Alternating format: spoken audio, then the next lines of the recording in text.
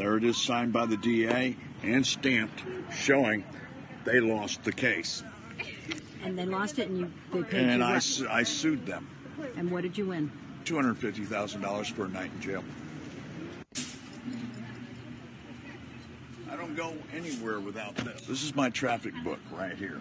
And if you read down below, public servant officer, it pretty much says to it, when a cop pulls me over, you're losing potato chips. But when a cop pulls me over, the first thing I do is I ask him, what's your emergency and how may I assist you? And he's going to ask for my driver's license and insurance or whatever. And I said, well, before we go there, I need you to fill this out. And I take that sheet of paper out of there and hand it to him. Before we can go any further, you need to fill this out. Once he reads this, it already puts him on notice that I'm not playing games with him. And then you open up the book, and that is so poignant. And here's the case I won against Harris County. Harris County, I always take my name out because I'm not going to give my name until you can give me what's called, and police always call it, it's RAS. What's your RAS? And they automatically assume I'm a cop because I'm using their lingo. And what RAS stands for, reasonable articulable suspicion that I've committed a crime. Okay? You don't have that? Okay, what's your S.A.F? Single articulable fact.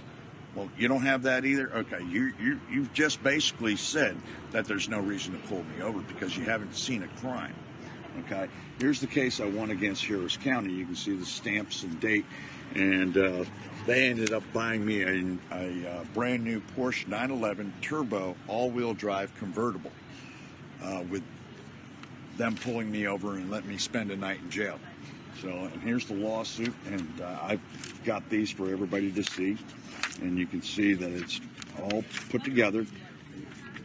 And there it is, signed by the DA and stamped, showing they lost the case. And they lost it, and they paid and you I what? I sued them. And what did you win? $250,000 for a night in jail. And then Supreme Court says no license necessary to drive an automobile on public highways. Now these are all documented. So what this is called stare decisis. Okay, we're running a case that's already been won in the Supreme Court, and they're in violation of their oath of office when they don't pay attention. My license plate doesn't give you, if you look at my license plate, the license plate alone says I'm not in commerce. Now, if I have a license plate like this car over here and that car over there, they all have license plates. License plates mean I'm engaged in commerce. I'm not engaged in commerce. This doesn't give them the authority to pull me over because they see that. Where do you see that I'm engaged in commerce? What gave you that suspicion that I'm engaged in commerce? You have the right to travel freely, unencumbered. And that's all in the law. And when we look at the law books, Supreme Court has already ruled on this. And you go back to what is a license. And I want people to do their own homework. Go read the case of Murdoch versus Pennsylvania.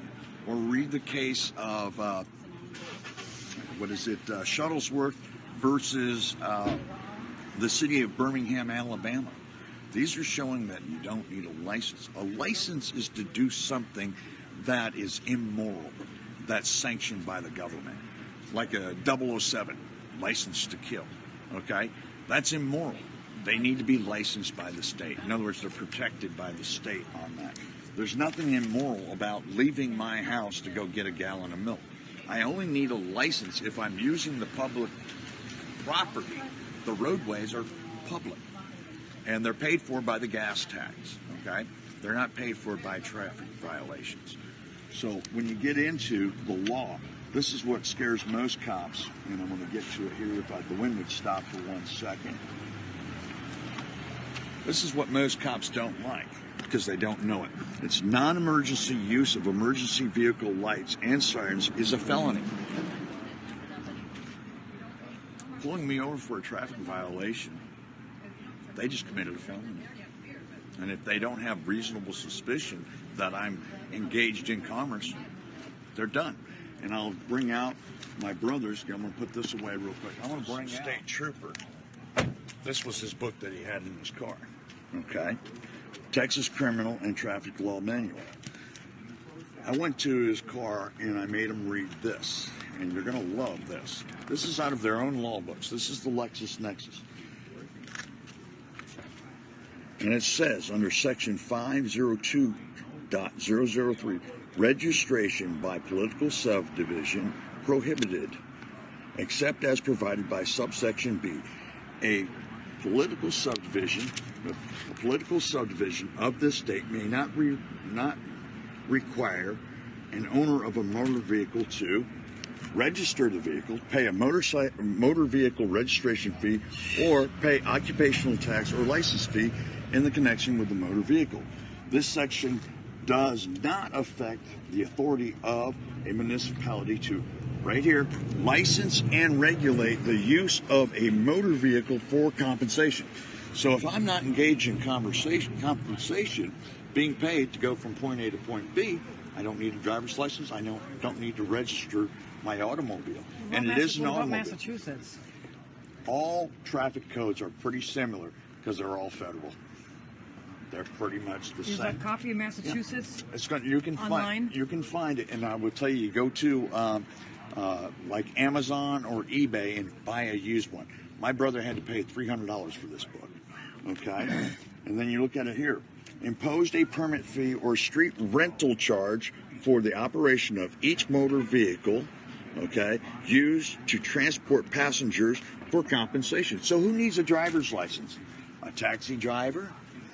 Anybody that's engaged in making money using the public